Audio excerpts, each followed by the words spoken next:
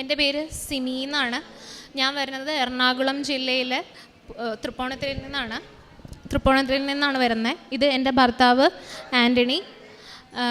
ഞാൻ പണ്ട് മുതലേ ദൈവത്തിൽ വളരെയധികം വിശ്വാസമുള്ള ഒരാളാണ്. അങ്ങനെയാണ് വളർന്നു വന്നത്. എന്നാലും ഈ കുർബാന കൂടുക, ദിവസം ജപമാല ചൊല്ലുക എന്നതിലുപരിയായിട്ട് ഒന്നും, അത് ഞായറാഴ്ചകളിലും അങ്ങനെ ചില ദിവസങ്ങൾ ശനിയാഴ്ചകളിലൊക്കെ ആയിരുന്നു കൂടുതലും. അങ്ങനെ ഒരു ദൈവത്തിനോട് ഞാൻ പണ്ട് ഇങ്ങനെ സംസാരിക്കും അങ്ങനെയൊക്കെ ചെയ്യും. പക്ഷേ എന്നിട്ട് പോകെ വളർന്ന് വലുതായി കൊണ്ടിരുന്നപ്പോൾ അത്ര അങ്ങോട്ട് ഒരു ആത്മാർത്ഥമായൊരു വിശ്വാസത്തിലേക്ക് എൻ്റെ ഇടയ്ക്ക് എവിടെ വെച്ച് ഇട്ടിട്ടുണ്ട്. അതായത് മാതാവിനോടൊക്കെ അങ്ങനെ സംസാരിക്കാം. മാതാവ് പലപ്പോഴും എൻ്റെ ഒപ്പം ഉണ്ടായിരുന്നില്ല. കൂടുതലും ഞാൻ വിചാരിച്ചു ഈശോനോട് സംസാരിച്ചാൽ പോരെ, എന്തിനാണ് ഇങ്ങനെ ഇടയിൽ അങ്ങനെയൊക്കെ ചിന്തിച്ചത്. കുറച്ച് കോളേജ് സമയത്തൊക്കെ അങ്ങനെയൊക്കെയാണ് ഞാൻ ചിന്തിച്ചുകൊണ്ടിരുന്നത്. പക്ഷേ അതുപോലെ 2019 ജനുവരിയിൽ എൻ്റെ കല്യാണം കഴിഞ്ഞു. കല്യാണം കഴിഞ്ഞ് മെയ് ആയപ്പോൾ എനിക്ക് ഇങ്ങനെ കുറച്ച് ഇഷ്യൂസ് പോലെ ബ്ലീഡിങ് അങ്ങനത്തെ കാര്യങ്ങളൊക്കെ വന്ന് ഞാനത് ഒട്ടും പ്രതീക്ഷിക്കാത്ത സമയമാണ് നമ്മുടെ ലൈഫിൽ നമുക്ക് ഓരോ അടികൾ വരുന്നത്. എനിക്ക് ചെക്കപ്പ് നടത്തിയപ്പോൾ ക്യാൻസർ ആയിരുന്നു യൂട്രസിൽ. എൻ്റെ ജീവിതത്തിന് മൊത്തത്തിൽ എടുത്ത് താഴെ ഇട്ടു. കാരണം 2019 ഞങ്ങളുടെ കല്യാണം കഴിഞ്ഞിട്ട് വെറും 4-5 മാസത്തിനുള്ളിൽ തന്നെയാണ് അങ്ങനെ വന്നത്. അവർ എൻ്റെ യൂട്രസ് റിമൂവ് ചെയ്തു. ഞാൻ എന്താ ചെയ്യേണ്ടതെന്ന് എനിക്കറിയില്ല. ഞാൻ മൊത്തത്തിൽ എൻ്റെ ലൈഫ് തന്നെ താറുമാറായ ഒരു അവസ്ഥയുണ്ട്. പക്ഷേ ദൈവത്തിൽ ഉള്ള ഒരു വിശ്വാസത്തിലാണ് ഞങ്ങൾ മുന്നോട്ട് പോയത്.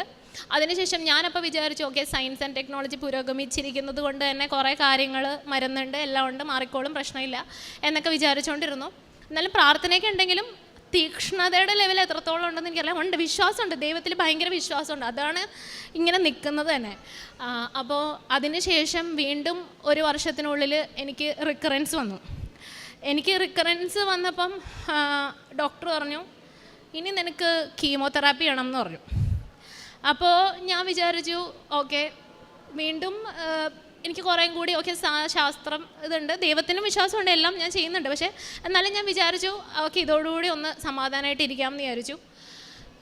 അതിനുശേഷം കീമോതെറാപ്പിയൊക്കെ ചെയ്തു. എല്ലാം എൻ്റെ ഇതൊക്കെ മുടിയൊക്കെ പോയി, അങ്ങനെയൊക്കെ എല്ലാ കാര്യങ്ങളൊക്കെ ചെയ്ത് വീണ്ടും ഞാൻ അതിൽ നിന്നൊന്ന് കീമോതെറാപ്പിയും കഴിഞ്ഞു. എല്ലാം കംപ്ലീറ്റ്ലി നോർമലായിട്ട് ഒന്ന് റിക്കവർ ചെയ്തുകൊണ്ടിരുന്ന ഒരു 6 മാസത്തിനുള്ളിൽ നല്ല രീതിയിൽ എനിക്ക് വീണ്ടും ഇത് വന്നു. ഇപ്രാവശ്യം വന്നെന്ന് പറഞ്ഞാൽ എൻ്റെ പെൽവിക് റീജിയണിലും വന്നു, എൻ്റെ കഴുത്തിലൊരു മുഴ പോലേക്ക് വന്നു. ഞാനാണെങ്കിൽ അപ്പം ഡോക്ടറിൻ്റെ അടുത്ത് പോയി. അപ്പോൾ ഒരു FNAC എന്ന് പറഞ്ഞൊരു ചെക്കപ്പ് ചെയ്തു. അപ്പോൾ ഡോക്ടർ എനിക്കൊരു മെസ്സേജ് അയച്ചു, ഡോക്ടർ നിനക്ക് ഇതാ തന്നെ റിക്കറൻസ് ആണെന്നാണ് തോന്നുന്നത്, നീ പെറ്റ് സ്കാൻ ചെയ്യണം എന്ന് പറഞ്ഞു.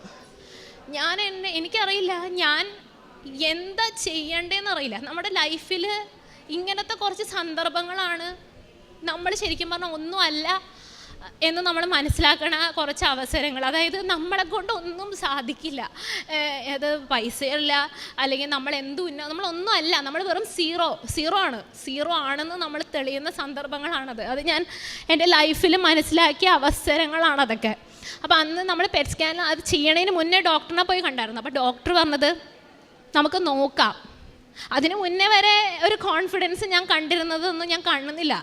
അപ്പം എൻ്റെ മനസ്സാകെ മാറി. ഓക്കെ, ഞാൻ വിചാരിച്ചതല്ല, കഥ മാറി. നീ ഇപ്പം ഡോക്ടർ പോലും പറയുന്നത് നമുക്ക് ഞാൻ ഡോക്ടർ എന്നെ രക്ഷിക്കാൻ പറ്റില്ല അങ്ങനെയൊക്കെ ഞാൻ ചോദിക്കുക, എനിക്കറിയില്ല. അപ്പോൾ ഡോക്ടർ പറഞ്ഞത് നമുക്ക് നോക്കാം ഇങ്ങനെയൊക്കെ. അപ്പോൾ അന്ന് ഞാൻ മനസ്സിലാക്കി, ഇനി അല്ല ഉണ്ട്, ശാസ്ത്രമുണ്ട്, ഇല്ല എന്നല്ല ഞാൻ പറയണേ. പക്ഷേ ഞാൻ എന്ന് പറഞ്ഞ ഒരു വ്യക്തിയുടെ എൻ്റെ ഒരു പ്രായത്തിൻ്റെയും വലിയ ഇതിനെ ഞാൻ പറയുകയാണ്. അപ്പോൾ ഞാനിങ്ങനെ ഇരുന്ന അന്ന് എൻ്റെ അച്ഛൻ ഭർത്താവിൻ്റെ ഫാദർ കൃപാസനത്തിൽ ഉടമ്പടി എടുത്തിട്ടുണ്ടായിരുന്നു. അപ്പോൾ പരിശുദ്ധ അമ്മ, ഞാൻ അന്ന് ആദ്യം പോയത് വല്ലാർവടത്താണ്. പരിശുദ്ധ അമ്മയുടെ അടുത്താണ് ഞാൻ പോയത്. ഞാനന്ന് കരഞ്ഞ് പ്രാർത്ഥിച്ചെന്ന് പറഞ്ഞാൽ ഞാൻ എന്നെ തന്നെ അങ്ങ് സമർപ്പിച്ച്, ഇങ്ങനെ ഞാൻ എൻ്റെ ലൈഫിൽ കരഞ്ഞിട്ടില്ല. കാരണം എനിക്ക് വേറൊരു മനുഷ്യനില്ല, ദൈവം മാത്രമേ ഉള്ളൂ. അപ്പോൾ അങ്ങനെ ഞാൻ പ്രാർത്ഥിച്ചു. അതിനുശേഷം നമുക്ക് ഇവിടെ എനിക്ക് അച്ഛന് കൃപാസനത്തിൽ വരാൻ, അപ്പോൾ എൻ്റെ അപ്പച്ചൻ്റെ സഹോദരൻ പറഞ്ഞു നിങ്ങൾ എന്തായാലും ഒന്ന് കൃപാസനത്തിൽ പോകണം. അപ്പോൾ പെറ്റ് സ്കാൻ അതിൻ്റെ ഇടയിൽ ചെയ്തു. അപ്പോൾ അവർ പറഞ്ഞു പെൽവിക് റീജിയണിലും അതുപോലെ കഴുത്തിൻ്റെ അവിടേക്കാണ് ഇത് വന്നിരിക്കുന്നത്, പിന്നെ കിഡ്നിയുടെ എന്തോ ഒരു അടുത്തൊക്കെ. അപ്പം നിങ്ങൾക്ക് ഡോക്ടറിന് അപ്പം ട്രീറ്റ്മെൻറ്റിൻ്റെ കാര്യത്തിൽ ആൻ്റണി 2-3 ഡോക്ടേഴ്സിനെയൊക്കെ പോയി കണ്ടായിരുന്നു. അപ്പോൾ ട്രീറ്റ്മെൻറ്റിൻ്റെ കാര്യത്തിൽ അവർ പറഞ്ഞു നമുക്ക് ചെയ്തു നോക്കാം. അങ്ങനെ വലിയ ലെവൽ ഓഫ് ഒരു കോൺഫിഡൻസ് അന്ന് പറഞ്ഞിരുന്നില്ല. അപ്പോൾ ഞാൻ പിന്നെ മനസ്സിലാക്കി എനിക്കിനി ഞാൻ ദൈവത്തിൽ വിശ്വസിച്ച് മുന്നോട്ട് പോകണം. ഞാൻ കർത്താവിനോട് പറഞ്ഞാൽ എനിക്ക് ജീവിക്കണം. അത് ഞാൻ ദൈവത്തിനോട് പ്രാർത്ഥിച്ചു. പരിശുദ്ധ അമ്മേനോട് ഞാൻ ശക്തമായിട്ട് മാധ്യസ്ഥം പ്രാർത്ഥിച്ചു. എന്നിട്ട് ഞാൻ കൃപാസനത്തിൽ വന്നു. അപ്പോൾ അന്ന് കൃപാസനത്തിൽ വരാനായിട്ട് ഉടമ്പടി തിരക്കാണ്. പിന്നെ അത് അച്ഛനെ കാണാൻ പറ്റുമെന്നൊന്നും ഉറപ്പൊന്നും ഉണ്ടായിരുന്നില്ല. അപ്പോൾ ചിറ്റപ്പൻ ഇങ്ങനെ പറഞ്ഞപ്പോൾ ഞാൻ പറഞ്ഞു എനിക്ക് അറിയില്ല അച്ഛനെ കാണാൻ പറ്റുമെന്ന്, പക്ഷെ ഞാൻ വന്ന അമ്മേനോട് സംസാരിക്കാം, എന്തായാലും ഞാൻ അമ്മേനോട് പ്രാർത്ഥിക്കാം, ഞാൻ അങ്ങനെ വരാമെന്ന് പറഞ്ഞു. എന്നിട്ട് അപ്പോൾ എൻ്റെ റേഡിയേഷനൊക്കെ തുടങ്ങുന്നതിന് മുന്നേ ഉള്ളൊരു സമയമാണ്.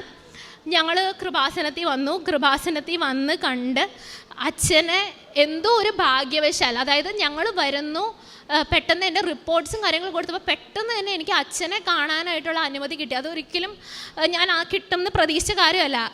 അത് സംഭവിച്ചത് എന്നെ സംബന്ധിച്ച് അതൊരു വലിയൊരു കാര്യമാണ്. വരുമ്പോൾ തന്നെ അത് അച്ഛൻ ഉടമ്പടി എടുത്തുകൊണ്ടാണ്. ആൾ നേരത്തെ ഉടമ്പടിയിലായിരുന്നു.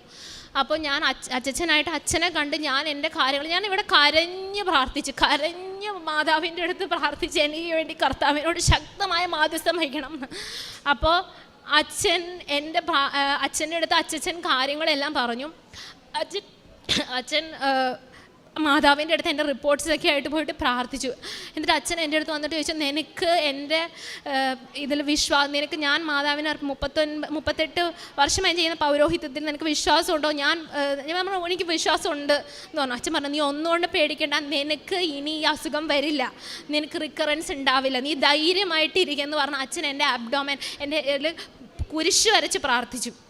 എന്നെ സംബന്ധിച്ച് അതൊരു വലിയൊരു എനിക്കൊരു എൻ്റെ കൈയൊക്കെ പൂത്തുറന്നൊരു അനുഗ്രഹം പോലെയായിരുന്നു. എന്നത് ദൈവത്തിൻ്റെ ഒരു എന്നോട് സംസാരിച്ച പോലെ എനിക്ക് തോന്നി. എന്ന് വെച്ചാൽ മാതാവിലൂടെ എന്നോട് സംസാരിച്ചായിട്ട്. അതിനുശേഷം ഞാൻ എൻ്റെ ട്രീറ്റ്മെൻറ്റ് സ്റ്റാർട്ട് ചെയ്തു. അവിടെ വേറെ ഒരു കാര്യം ദൈവം എനിക്ക് എന്ന് വെച്ചാൽ ഞാൻ വളരെ ടെൻസ്ഡ് ആയിരുന്നു. അറിയാലോ, 3ാമത്തെ പ്രാവശ്യമാണ് എന്താ ചെയ്യേണ്ടതെന്ന് അറിയില്ല. അപ്പോൾ റേഡിയേഷന് പോകുമ്പോഴാണ് ആകസ്മികമായിട്ട് റേഡിയേഷൻ എൻ്റെ ഒപ്പം സ്കൂളിൽ പഠിച്ച കുട്ടി, അവളാണ് അസിസ്റ്റൻറ്റ് ഡോക്ടറായിട്ട് റേഡിയേഷൻ്റെ അവിടെ. അത് എനിക്ക് ദൈവം അവിടെ എനിക്കൊരു എന്താ പറയുക, എനിക്കും തന്നൊരു അനുഗ്രഹമാണ്. എൻ്റെ കൂട്ടുകാരത്തി തന്നെ റേഡിയേഷൻ്റെ ഡോക്ടർ. അപ്പോൾ അവൾ എൻ്റെ ഒപ്പം എല്ലാ കാര്യത്തിനും എൻ്റെ ഒപ്പം നിന്നു. അവിടെയുള്ള സ്റ്റാഫുകളൊക്കെ വളരെയധികം നമ്മളെ സപ്പോർട്ടിങ് ആയിരുന്നു. അപ്പോൾ എൻ്റെ കഴുത്തിലുണ്ടായിരുന്ന ഒരു മുഴ, അതിൻ്റെ ഇടയിൽ ഞാൻ ഒരു ഹോമിയോ മരുന്നും എടുത്തായിരുന്നു. ആ ഡോക്ടറും ഇതുപോലെ കൃപാസനത്തിൽ വലിയ വിശ്വാസിയാണ്, ഡോക്ടറും പറഞ്ഞിട്ടുണ്ടായിരുന്നു. ഇപ്പോൾ ഇതെല്ലാം തുടങ്ങുന്നതിന് മുന്നേ ഞാൻ ഒരു സ്കാൻ ചെയ്തായിരുന്നു, അൾട്രാസൗണ്ട്. അപ്പോൾ എൻ്റെ കണ്ടിരുന്ന ആ ഒരു മുഴ, ഒരു ഫൈൻഡിങ് ഉണ്ടായിരുന്നു, അത് പോയി. അത് അപ്രത്യക്ഷമായി, കംപ്ലീറ്റ്ലി പോയി, മരുന്നൊന്നും ഇതാക്കാതെ തന്നെ. പിന്നെ അതുപോലെ തന്നെ എൻ്റെ റേഡിയേഷൻ തുടങ്ങി 3ാമത്തെ ദിവസം എൻ്റെ കഴുത്തിലെ മുഴ ഭയങ്കരമായിട്ട് കുറഞ്ഞു. അപ്പം ഞാൻ എൻ്റെ ഫ്രണ്ടിനോട് ചോദിച്ചു.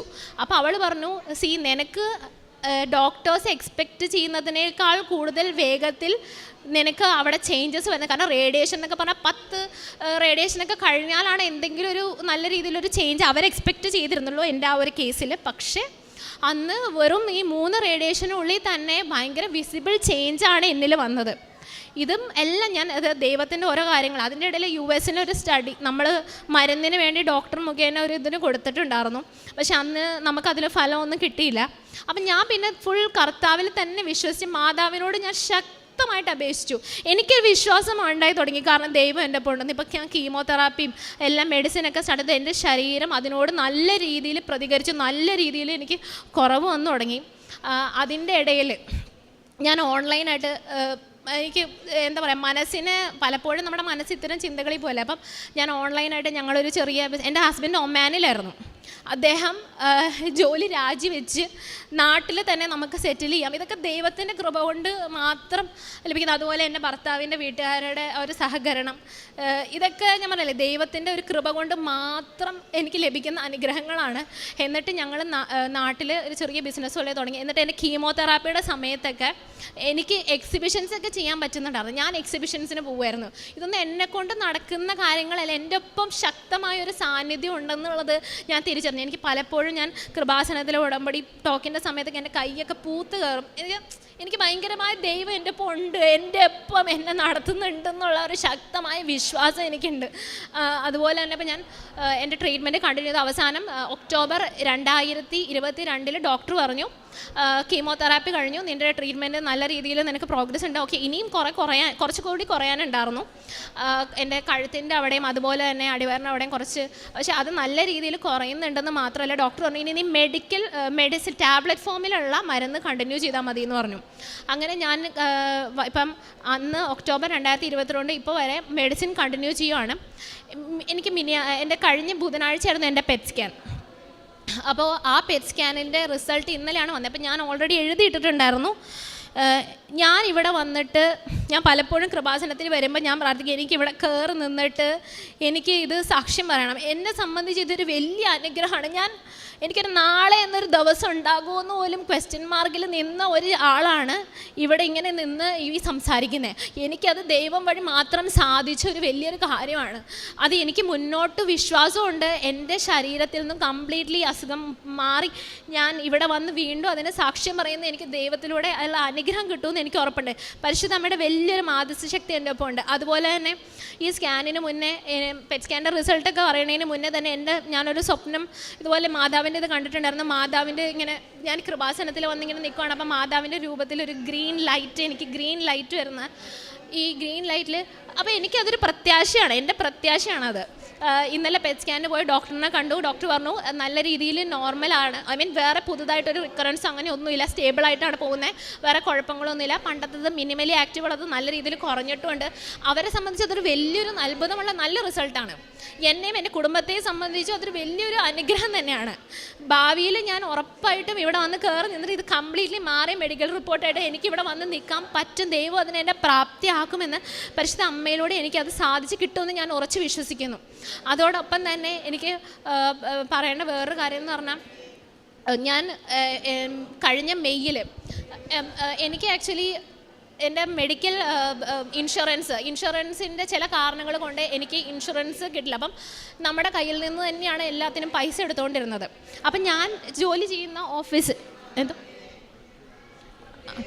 ഓഫീസിൽ ജോലി ചെയ്യുന്ന ഓഫീസ് വഴി നമുക്ക് ഇൻഷുറൻസിന് അപ്ലൈ ചെയ്യാൻ പറ്റുമായിരുന്നു. അപ്പോൾ അത് എനിക്ക് പല കാരണങ്ങൾ കൊണ്ടും ആ ഇൻഷുറൻസ് വളരെയധികം അവർ വൈകിച്ചുകൊണ്ട് എന്നുവെച്ചാൽ അത് അവരുടേതല്ല പല കാരണങ്ങൾ, കാരണം കീമോ എന്ന് പറഞ്ഞൊരു ഡേ കെയർ ആക്ടിവിറ്റി ആയതുകൊണ്ടും പല കാരണങ്ങൾ കൊണ്ടും അത് കിട്ടില്ല എന്നുള്ള രീതിയിലാണ് പറഞ്ഞത്. കിട്ടില്ല എന്ന് തന്നെ എഴുതി തള്ളിയിട്ടുണ്ടായിരുന്നു. അപ്പം ഒരു ദിവസം മെയ്യിൽ രാത്രി ഞാൻ എൻ്റെ റൂമിൽ കിടക്കുമ്പോൾ, എൻ്റെ റൂമെന്ന് വെച്ചാൽ 94 പണിത വീടാണ്, ഞാൻ ആ റൂമിൽ കിടക്കുന്നുണ്ട്. എൻ്റെ സ്വന്തം വീട്ടിലായിരുന്നു. പക്ഷേ മതിൽ ഇതുവരെ അങ്ങനെ ഒന്നും പ്രത്യേകിച്ച് ഞാനൊന്നും കണ്ടിട്ടില്ല. ഇന്ന് ഞാൻ കുർബാന ഓൺലൈനായിട്ട് കൂടി കൊന്ത റൂമിൽ എത്തിച്ച് എന്നിട്ട് ഞാൻ കിടന്നുറങ്ങുമ്പോൾ എൻ്റെ മുറിയിൽ എൻ്റെ ബെഡിനോട് ചേർന്നുള്ള മതിൽ ഞാൻ ഒരു ഗ്രീൻ ലൈറ്റ് ഞാൻ കണ്ടു. ഈ ഗ്ലോ ഇൻ ദ ഡാർക്ക്, ഈ കൊന്തയൊക്കെ നമ്മൾ തിളങ്ങുന്ന കൊന്തയില്ലേ നമ്മൾ അങ്ങനെ വെക്കുന്ന അതുപോലത്തെ ഇതിൽ ഗ്രീൻ ലൈറ്റ് കാണുന്നത് പോലെ എൻ്റെ റൂമിൽ ഒരു ഗ്രീൻ ലൈറ്റ് കണ്ടു. ഞാൻ പെട്ടെന്ന് നമ്മളെപ്പോഴും ഇങ്ങനെ ഇത് എന്താണ്, എങ്ങനെയാണ് ഇത് വരാൻ ചാൻസ് എന്നൊക്കെ പല രീതിയിൽ നോക്കി, പുറത്തൊന്നും ഒന്നുമല്ല. അപ്പോൾ എനിക്ക് ഉറപ്പായി ഇത് എന്തോ ഒരു അത്ഭുതമാണ്, ദൈവത്തിൻ്റെ ഒരു കൃപയാണ്, മാതാവിൻ്റെ ഒരു സാന്നിധ്യമാണെന്നൊക്കെ ഞാൻ വിശ്വസിച്ചു. അപ്പം ഞാൻ എന്ത് ചെയ്തെന്ന് വെച്ചാൽ അപ്പുറത്തെ റൂമിലേക്ക് ഓടി അപ്പച്ചനെയും അമ്മച്ചനെയും ഒന്ന് വിളിച്ചുണർത്താനായിട്ട്. അപ്പോൾ അന്നത്തെ ദിവസം എൻ്റെ അപ്പച്ചന് മുട്ടിന് വേദന ഉണ്ടായിരുന്നു. അപ്പം ഞാൻ ഉടമ്പടി തൈലം ഇതുപോലെ അപ്പച്ചന് ഒന്ന് കാലിൽ ഇത് പെരടി ഞാൻ അപ്പച്ചനോട് പറഞ്ഞത് കൂടുതലൊന്ന് കൃപാസനത്തിൽ വരണം അങ്ങനെയൊക്കെ ഞാൻ അപ്പച്ചൻ്റെ അടുത്ത് പറഞ്ഞിട്ടുണ്ടായിരുന്നു. ഞാൻ മുട്ടിൽ പ്രാർത്ഥിച്ചിട്ട് അപ്പച്ചന് ഉടമ്പടി തൈലം തേച്ച് കൊടുത്തു. അതുപോലെ തന്നെ എൻ്റെ വീടിൻ്റെ ചുറ്റും അന്നത്തെ ദിവസം ഞാൻ ഉപ്പ് വെതറിയിട്ടുണ്ടായിരുന്നു പ്രാർത്ഥിച്ചിട്ട്. അപ്പോൾ അപ്പച്ചനാണ്, ഞാൻ എൻ്റെ അപ്പുറത്തെ റൂമിൽ പോയപ്പോൾ അപ്പച്ചനെ വിളിച്ചു. അപ്പോൾ അപ്പച്ചൻ എൻ്റെ റൂമിലേക്ക് വന്ന് എന്താ പെട്ടെന്ന് ഞാൻ വിളിക്കണേന്ന് പറഞ്ഞിട്ട് അപ്പച്ചൻ ഇത് കണ്ടു. അപ്പച്ചനും കണ്ടു, ഞാനും കണ്ടു. ഞങ്ങളത് ഒരുമിച്ച് എന്നിട്ട് അത് തൊടുകയും ചെയ്തു. തൊട്ട് കഴിഞ്ഞപ്പോൾ അപ്പച്ചനും ആൾക്കും തോന്നി ഇത് അങ്ങനത്തെ നോർമലായിട്ടുള്ളൊരു കാര്യമല്ലല്ലോ എന്നുള്ളത്. അപ്പം ഞാൻ പറഞ്ഞു അപ്പച്ചൻ്റെ അടുത്ത് ഞാൻ എന്തായാലും ഇവിടെ തന്നെ കടന്നോളാം, അപ്പച്ചൻ അപ്പുറത്തോട്ട് പോയിക്കോ. അതിൽ എനിക്ക് അങ്ങനെ ഞാൻ എന്നിട്ട് ആ ലൈറ്റ് നോക്കി നിന്ന് കുറച്ച് ഒരു 10 മിനിറ്റ് എന്ന് ഞാൻ പറയാം, അതിനുള്ളിൽ തന്നെ ആ ലൈറ്റ് അപ്രത്യക്ഷമായിപ്പോയി. പിന്നെ അത് കണ്ടിട്ടില്ല. പിന്നെ എൻ്റെ അമ്മയും സഹോദരനൊക്കെ പല രീതിയിൽ നോക്കി, അങ്ങനെ ഒരു ലൈറ്റ് അവിടെ വന്നിട്ടില്ല. പിന്നെ ഇതേ ഗ്രീൻ ലൈറ്റാണ് ഞാൻ അന്ന് മാതാവിൽ സ്വപ്നത്തിലും കണ്ടത്. ഈ ഗ്രീൻ ലൈറ്റ് ഞാൻ കണ്ടതിൻ്റെ തൊട്ടടുത്ത ആഴ്ച എൻ്റെ ഓഫീസിൽ നിന്ന് എനിക്കിങ്ങനെ ഒരു മെസ്സേജ് വന്നു, നിൻ്റെ ഇൻഷുറൻസിൻ്റെ ഫുൾ എമൗണ്ട് നിൻ്റെ അക്കൗണ്ടിലേക്ക് ക്രെഡിറ്റ് ആയെന്ന്. ശരിക്കും പറഞ്ഞാൽ അങ്ങനെ ഒരു ഇൻഷുറൻസ് അവിടെ വരില്ല, തീർത്ത് കിട്ടില്ല എന്ന് പറഞ്ഞ ഒരു ഇൻഷുറൻസ് എമൗണ്ടാണ്. ഫുൾ എമൗണ്ട് നയാ പൈസ കുറയില്ലാതെ എൻ്റെ അക്കൗണ്ടിൽ എനിക്ക് ക്രെഡിറ്റ് ആയി. അതിനുശേഷം അതിൻ്റെ പിറ്റേ ദിവസം എൻ്റെ മാനേജർ പറയുവാണ്, ഒരു മീറ്റിംഗ് ഉണ്ട്, ഓഫീസിൽ വരണം എന്ന് പറഞ്ഞു. അപ്പം ഞാൻ എന്താണെന്ന് എനിക്കൊരു ക്ലൂ പോലും ഇല്ല, പ്രത്യേകിച്ച് എന്താണെന്ന് സാഹചര്യം എന്നറിയില്ല. പക്ഷേ അവിടെ പോയപ്പോൾ അവർ പറയുവാണ്, നിനക്ക് പ്രൊമോഷൻ കിട്ടി, നിനക്ക് വിത്ത് ഹൈക്ക് നിനക്ക് പ്രൊമോഷൻ കിട്ടി. അപ്പം ഞാൻ ഇതെല്ലാം എന്താ പറയുക, പെട്ടെന്ന് എൻ്റെ ഒരു CEO പറഞ്ഞു, നിനക്ക് ക്രിസ്മസ് ഇപ്രാവശ്യം നേരത്തെ ആണെന്നാണ് തോന്നുന്നതെന്ന്. അപ്പം എൻ്റെ ഉള്ളിലുണ്ട് ഇത് എനിക്ക് എങ്ങനെ എൻ്റെ ദൈവത്തിൻ്റെ മാതാവിൻ്റെ വലിയൊരു അനുഗ്രഹം എനിക്ക് കിട്ടിയതാണിതെന്നുള്ള വലിയൊരു ശക്തമായ വിശ്വാസം എനിക്കുണ്ട്. അതിലൂടെയൊക്കെ ഞാൻ ഈ കർത്താവിൻ്റെ സാന്നിധ്യം ഞാൻ തിരിച്ചറിയുമായിരുന്നു. അതുപോലെ തന്നെ ഞാൻ പലപ്പോഴും എക്സിബിഷൻസിന്, ഞാനും എൻ്റെ ഭർത്താവും എക്സിബിഷൻസ് ചെയ്യാനൊക്കെ പോയിട്ടുണ്ട്. ഞങ്ങളുടെ ബിസിനസ് നല്ല രീതിയിൽ പോകുന്നുണ്ട്. ഇപ്പം ഞങ്ങൾക്ക് ഇരിഞ്ഞാലക്കുടയിൽ ഒരു കട, അതിനുവേണ്ടി ഒരു കട ഞങ്ങൾക്ക് തുടങ്ങാൻ പറ്റി. ഇതൊന്നും ഞങ്ങളുടെ കഴിവല്ല, ഞാൻ പറയാം, 0 മെറിറ്റാണ്, ബട്ട് ബൈ ഗ്രേസ്. അത് അച്ഛൻ പറയുന്നത് വളരെ സത്യമാണ്. അതിലൂടെ എനിക്ക് ഏറ്റവും വലിയ അച്ഛൻ്റെ ടോക്സ് എന്നെ ഭയങ്കരമായിട്ട് ഇൻസ്പയർ ചെയ്തിട്ടുണ്ട്. കാരണം അച്ഛൻ പലപ്പോഴും പറയാറുണ്ട്, ലോജിക്കലി നിങ്ങൾ തിങ്ക് ചെയ്യണം. ഞാൻ അങ്ങനെ കുറേ കാര്യങ്ങൾ ഞാൻ അങ്ങനെ ചെയ്യണം. എനിക്ക് കുറേ കാര്യങ്ങൾ പണ്ട് എൻ്റെ അടുത്ത് പലരും കൃപാസനത്തിനെ കുറിച്ചൊക്കെ പറഞ്ഞപ്പോൾ നമ്മളിലൊരു നെഗറ്റീവ് നോഷൻ. പക്ഷേ ഇന്ന് ഞാൻ ഓരോ ഉടമ്പടിയുടെ ടോക്കും കേൾക്കുമ്പം എനിക്കത് റീസണബിളായിട്ട് തോന്നാറുണ്ട്. അത് വാലിഡ് പോയിൻറ്റ്സ് ആണ് അച്ഛൻ പറയുന്നത്. എൻ്റെ അടുത്ത് ഇപ്പം ആരെങ്കിലും ഇതിനെക്കുറിച്ച് ഞാൻ പലരോടും സംസാരിച്ചിട്ടുണ്ട്. ഞാൻ അവരോട് പറയാറുണ്ട് എന്താണ് കാര്യങ്ങളെന്നുള്ളത് കൃത്യമാക്കി കൊടുക്കാറുണ്ട്. കാരണം തെറ്റിദ്ധാരണകൾ ഇന്ന് എല്ലാവരുടെയും ഇടയിലുണ്ട്. അത് പലപ്പോഴും ഈ ടോക്ക് കേൾക്കുകയോ അല്ലെങ്കിൽ എന്താണ് ഇവിടെ നടക്കുന്നത്, അതുപോലെ ഉടമ്പടി എന്താണ്, ഞാനത് അനലൈസ് ചെയ്യാറുണ്ട്. ഉടമ്പടിയിൽ നമ്മളൊരു നല്ല മനുഷ്യനാവണം എന്നാണ്, അതിനു വേണ്ടിയുള്ള കാര്യങ്ങളാണ് എഴുതി വെച്ചിരിക്കുന്നത്. അപ്പം അതുപോലെ തന്നെ എല്ലാവരോടും നമ്മൾ മറ്റുള്ള ഫോർഗിവ്നെസ് എന്നൊക്കെ പറഞ്ഞാൽ നമ്മൾ എല്ലാവരോടും ക്ഷമിക്കുമ്പോൾ നമ്മുടെ മനസ്സിലുണ്ടാകുന്ന ആശ്വാസം, ഈ ഫോർഗിവ്നെസ് തെറാപ്പി എന്നൊക്കെ പറഞ്ഞാൽ നമ്മൾ പലപ്പോഴും ഡിപ്രഷനിലും എല്ലാത്തിലും ട്രീറ്റ്മെൻറ്റ് അതൊക്കെയാണ് പറയുന്നത്. പക്ഷേ അതൊക്കെ നമുക്ക് ഓൾറെഡി ഇവിടെ ബൈബിളിലും കർത്താവ് പറഞ്ഞു, അല്ലെങ്കിൽ കർത്താവ് പറഞ്ഞ കാര്യങ്ങളാണത്. ക്ഷമിക്കുക, എല്ലാവരോടും ക്ഷമിക്കുക, എല്ലാവരെയും സ്നേഹിക്കുമ്പോൾ തന്നെ നമുക്ക് കിട്ടുന്ന ആ ഒരു വ്യത്യാസം എന്താണെന്ന് ഞാനിപ്പോൾ അനുഭവിച്ചത്. അതുപോലെ തന്നെ വിശ്വാസം, പ്രത്യാശ, സ്നേഹം, ഇതിൽ ആഴപ്പെടുക. ഇതിൻ്റെ അർത്ഥം ഞാനിന്ന് മനസ്സിലാക്കുന്നത്, കാരണം വിശ്വസിച്ച് നീ ചോദിച്ചാൽ അത് കിട്ടും എന്നുള്ളത് ഭയങ്കരമായ സത്യമാണ്. പലപ്പോഴും നമ്മൾ ബലഹീനരാണ്, മനസ്സിൽ ടെൻഷനുണ്ട്, ആകുലതകൾ വരാണ്. പക്ഷെ എന്നാൽ പോലും ഞാൻ ബൈബിളിലെ ദൈവവചനങ്ങൾ എടുക്കുമ്പോൾ അതിലെല്ലാം കൃത്യമായിട്ട് പറയുന്നുണ്ട്, നീ വിശ്വസിക്കുക, അചഞ്ചലപ്പെടാതെ നീ വിശ്വസിക്കുക, നിനക്കത് സാധിച്ചു കിട്ടും, നിനക്കത് കർത്താവ് തരും. നീ സംശയിക്കേണ്ട, സംശയം പാടില്ല, വിശ്വസിക്കുക. ഇത് എനിക്ക് ഭയങ്കരമായിട്ട് എൻ്റെ ജീവിതത്തിൽ ഞാൻ അതുപോലെ തന്നെ പ്രത്യാശ. ഒരു മനുഷ്യന് ഏറ്റവും കൂടുതൽ വേണ്ടത് പ്രത്യാശ. നാളെ ദൈവം അവിടെ നമ്മളെ താങ്ങിക്കോളും, എല്ലാം കൂടി നമ്മളെടുക്കണം. ഞാൻ ഇത്ര നാളെ എൻ്റെ ഭാരം മൊത്തം ഞാൻ ചുമന്നുകൊണ്ട് നടക്കാം എന്നാണ് വിചാരിച്ചുകൊണ്ടിരുന്നത്. പക്ഷേ പിന്നെ ഞാൻ മനസ്സിലാക്കിയത് എനിക്ക് ചുമക്കാൻ പറ്റുന്ന ഭാരമല്ല, ഇത് കർത്താവിന് തന്നെ എന്തെങ്കിലും ചെയ്തു തരാൻ പറ്റില്ല. അപ്പം ഞാനത് മാതാവിൻ്റെ അടുത്ത് പറഞ്ഞു, മാതാവ് ഇത് എന്നെക്കൊണ്ട് സാധിക്കില്ല, നീ തന്നെ അതിനെ എന്താണെന്ന് വെച്ചാൽ അത് ചുമന്ന് എന്നെ ഇതിൽ നിന്നും പുറത്ത് കൊണ്ടുവരണം. അതാണ് ഞാൻ പറഞ്ഞത്. അപ്പം പ്രത്യാശ, അപ്പം അതുപോലെ സ്നേഹം, എല്ലാവരെയും സ്നേഹിക്കുക, സ്നേഹം കൊടുക്കുക. ദൈവം മൊത്തം നമ്മളോട് സ്നേഹം കൊണ്ടാണ് ഇങ്ങനെ നമുക്ക് വേണ്ടി മരിച്ചത്, അവിടെ നിന്ന് ഉയർത്തത്. ആ സ്നേഹം നമ്മളും എല്ലാവരോടും സ്നേഹിക്കുമ്പോൾ മനസ്സിന് ഭയങ്കരമായ വ്യത്യാസങ്ങൾ. അതുപോലെ തന്നെ നമ്മളോട് പറയാം, സമാധാനം നിന്നോടുകൂടെ. ആ വാക്കിൻ്റെ അർത്ഥം ഞാൻ പഠിച്ചു. കാരണം ജീവിതത്തിൽ നമുക്ക് ഏറ്റവും കൂടുതൽ വേണ്ടത് സമാധാനമാണ്. സമാധാനത്തിൻ്റെ വില ഞാൻ പഠിച്ചു. സമാധാനം എന്ത് ഉണ്ടെന്ന് പറഞ്ഞിട്ടും കാര്യമില്ല, ലൈഫിൽ വേണ്ടത് സമാധാനമാണ്. സമാധാനം കിട്ടുക എന്നുള്ളത് വലിയൊരു കാര്യമാണ്. മര്യാദയ്ക്ക് ജീവിക്കാൻ പറ്റുക, സമാധാനത്തോടെ ജീവിക്കാൻ പറ്റുക, ഇതിൻ്റെയൊക്കെ അർത്ഥങ്ങൾ ഞാൻ ഇപ്പോൾ കൂടുതലും പഠിച്ചു തുടങ്ങി. പിന്നത്തെ കാര്യം എന്ന് പറഞ്ഞാൽ എനിക്ക് പലപ്പോഴും എനിക്ക് താങ്ങായി കിട്ടുന്ന ഒരു ബൈബിൾ വചനം എന്ന് പറയുന്നത്, ഭയപ്പെടേണ്ട, ഞാൻ നിന്നോട് കൂടിയുണ്ട്, സംഭ്രമിക്കേണ്ട, ഞാനാണ് നിൻ്റെ ദൈവം, ഞാൻ നിന്നെ ശക്തിപ്പെടുത്തുകയും സഹായിക്കുകയും ചെയ്യും, എൻ്റെ വിജയകരമായ വലത്ത് കൈ നിന്നെ താങ്ങി നിർത്തും. ഇത് എൻ്റെ ഒരു വലിയ ശക്തിയാണ് ഈ ബൈബിൾ വചനം. ഏശയ്യ 43:1. ഇത് എനിക്ക് ഭയങ്കരമായ ഒരു ശക്തി തരുന്നൊരു വചനമാണ്. അതുപോലെ തന്നെ മനുഷ്യർക്ക് അസാധ്യമായത് ദൈവത്തിന് സാധ്യമാണ്. ഇത് എൻ്റെ ജീവിതത്തിൽ ഇത് ഞാൻ കണ്ടുകൊണ്ടിരിക്കുകയാണ്. അതുപോലെ തന്നെ ദൈവമായ കർത്താവ്, വിജയം വരിക്കുന്ന യോദ്ധാവ് നിൻ്റെ മധ്യമുണ്ട്. ഇതുപോലെ പല വചനങ്ങളും എനിക്ക് പ്രത്യാശ പകർന്നിട്ടുണ്ട്. എന്നെ മുന്നോട്ട് നയിക്കുന്നതും ഇതാണ്. അതുപോലെ തന്നെ പിന്നെ ഞാൻ മറ്റുള്ളവരെ സഹായിക്കുക, അങ്ങനത്തെ കാര്യങ്ങൾ ഇപ്പോൾ കുറേയും കൂടി കൂടുതലായിട്ട് ചെയ്യാൻ തുടങ്ങി. ഭക്ഷണം ഞാൻ വീട്ടിൽ തന്നെ എന്നെക്കൊണ്ടും എൻ്റെ അമ്മച്ചി ഉടമ്പടി എടുത്തിട്ടുണ്ട്. അമ്മ ഉടമ്പടി ഞങ്ങൾ ഭക്ഷണം വീട്ടിൽ തന്നെ ഭക്ഷണം ഉണ്ടാക്കിയിട്ട് ഭക്ഷണം കഴിക്കാത്ത കുറേ പേര് അങ്ങനെയുള്ളവർക്കൊക്കെ ഞങ്ങൾ തന്നെ ഒരുമിച്ച് കൊണ്ടേ കൊടുക്കാൻ, നമ്മൾ തന്നെ പാകം ചെയ്ത് കൊണ്ടേ കൊടുക്കാനുള്ള കാര്യങ്ങൾ ചെയ്യുന്നുണ്ട്. പിന്നെ ഉടമ്പടി പത്രം കൊടുക്കുമ്പം അത് കൂടുതലും ആൾക്കാരിലേക്ക് എത്തിക്കുക, വെറുതെ എവിടെയെങ്കിലും കൊണ്ടേ വെക്കാതെയോ, അല്ലെങ്കിൽ ഞാൻ കൊടുക്കുന്ന പത്രവും അവരത് വായിക്കും. ഇനി അവർക്ക് ബുദ്ധിമുട്ടാണെങ്കിൽ ഞാൻ പറയും വേണ്ട, എനിക്ക് തിരിച്ചു തന്നോളൂ, ഞാൻ വേറെ ആർക്കെങ്കിലും കൊടുത്തോളാം എന്ന് ഞാൻ പ്രത്യേകം പറയാറുണ്ട്. അതുപോലെ തന്നെ ഞാൻ കുമ്പസാരത്തിൻ്റെ വില ഞാൻ പഠിച്ചു. കുമ്പസാരിക്കണം എന്നുള്ളതും പാപങ്ങൾ ഞാൻ പല സാക്ഷ്യങ്ങളും കേട്ടിട്ടുണ്ട്. പലപ്പോഴും നമ്മുടെ പല പ്രശ്നങ്ങളും കുമ്പസാരിച്ച് കഴിയുമ്പോൾ നമുക്ക് മനസ്സിന് കിട്ടുന്ന ദൈവത്തിൻ്റെ കൃപ നമ്മളിലേക്ക് വരാനുള്ള നമ്മളുള്ള എല്ലാ ബ്ലോക്കും കുമ്പസാരം വഴി മാറിപ്പോവുകയാണ്. അപ്പോൾ അതിലൂടെ തന്നെ കർത്താവിൻ്റെ കൃപ നമ്മളിലേക്ക് നന്നായിട്ട് ഒഴുകും എന്ന് എനിക്ക് പലപ്പോഴും തോന്നിയിട്ടുണ്ട്.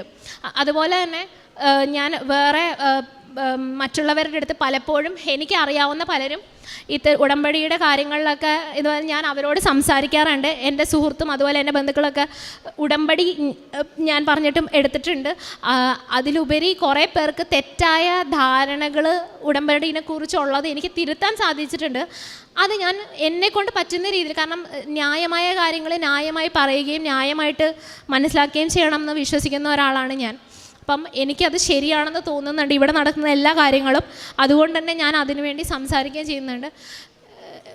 ഇതൊക്കെയാണ് എനിക്ക് പറയാനുള്ളത്. ദൈവത്തിന് സ്തോത്രം, ദൈവത്തിന് ഒരായിരം നന്ദി ഞങ്ങളെ ഇങ്ങനെ കൊണ്ടുപോകുന്നതിന്, ഞങ്ങളെ പൊന്നുപോലെ നോക്കുന്നതിന്.